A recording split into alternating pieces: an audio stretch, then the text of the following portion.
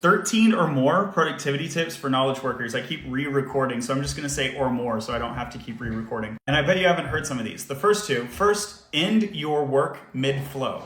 Second, start your day with an easy task, and these go together.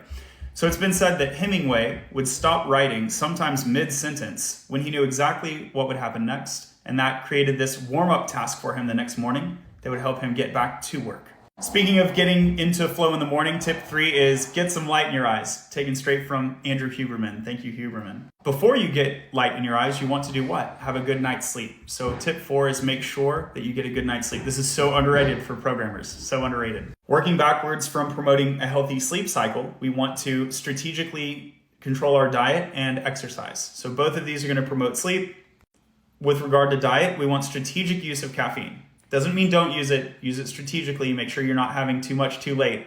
Play with what works for you, so you're gonna have your own personal tolerance levels, and do take periodic caffeine cleanses throughout the year. For exercise, we know it tires us out in the short run, but it promotes cognitive performance and general health in the long run. And a warm bath will help you fall asleep quicker, so you can work out after work, go take your shower, and go to bed. That will promote the sleep cycle. Regarding strategic diet and caffeine use, don't have caffeine right after you wake up. Give it at least an hour, preferably 2. You can have salt immediately if you want to kick off your adrenal system, which is active from the moment you wake up. Again, this is right out of Huberman's textbook. Now transitioning to tip 6, which is time-saving services. So going from strategic diet and continuing with that, you might use something like Huel, or in the East Coast, we have something called Mighty Meals. These are basically like healthy food preparation services that will give you time back. And as a senior engineer, this is extremely helpful. Another time-saving service is Poplin. This is laundry as a service. You might have some other laundry as a service local to you. Check those out. Saves me hours, valuable hours per week. Number 7, keep your physical space clean. It's been shown that messy ambiance can lead to cognitive distraction, even subconsciously sometimes, and also smell. So whether that's you or your room, make them both smell good. Not to saturate them with like perfumes or anything like that. That can also be distracting. A light scent candle is fine, or just keep it clean. You actually don't need to like endow scents into the space. Just make sure they're free of icky scents, right?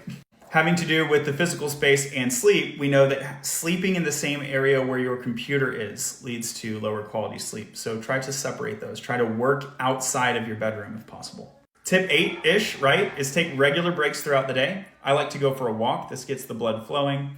And we know things like the Pomodoro technique, if you want a formal technique, will improve performance. But you can do this informally. Just sort of take a break every hour. You know, take 5-10 minutes every hour, go for a walk, grab a cup of water, stay hydrated. Get away from your computer.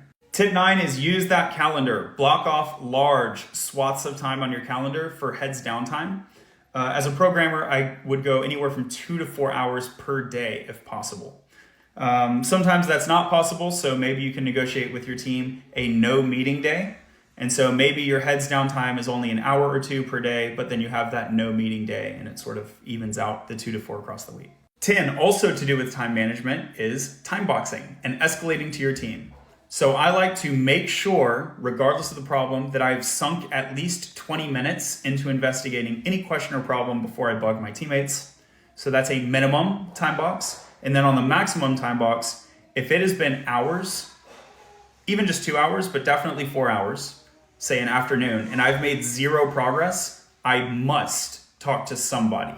And then we'll loop in more people until the problem gets solved. So regardless of the question you have, don't knee-jerk bug someone. Minimum 20 minutes, maximum 4 hours. Reach out for help. Just like we don't want to bother your coworker with minor problems, so we give it that minimum 20 minutes, we don't want to bother yourself with minor problems. You could be getting nickel and dimes, 20 minutes here and there adds up. Are you getting distracted by rabbit trails and things that don't matter? So this tip is keep the main thing the main thing. So don't be a Boy Scout in this negative way of nickel and diming yourself on little things that don't matter. Don't be a Boy Scout, don't be a hero, be a professional. Do your job, no more, no less, than log off for the day, because rest and family time is important too. So keep the main thing the main thing. Last tip is ensure a great relationship with your coworkers. Ask them how the weekend went. Go grab a coffee with them every now and then. This stuff is really important. It will improve your career velocity. It will improve their career velocity. There will be some reciprocity which takes place and sort of all ships rise on this sort of ocean of goodwill. And it will also help you tactically with things like pull requests. So if you want someone to review your pull request, instead of bothering everyone, why don't you go review someone else's pull request? You'll be surprised at the power of reciprocity. And in that spirit, make sure the code that you want them to review or document, maybe it's not a code, maybe they're peer reviewing a design document or something like that. Prepare the document the way that you would like to read it. And that includes, if it's too large, breaking it up into multiple smaller bite-sized iterations, phrasing things, review it yourself before you have your teammate review it. Give them the review that you would like to be given.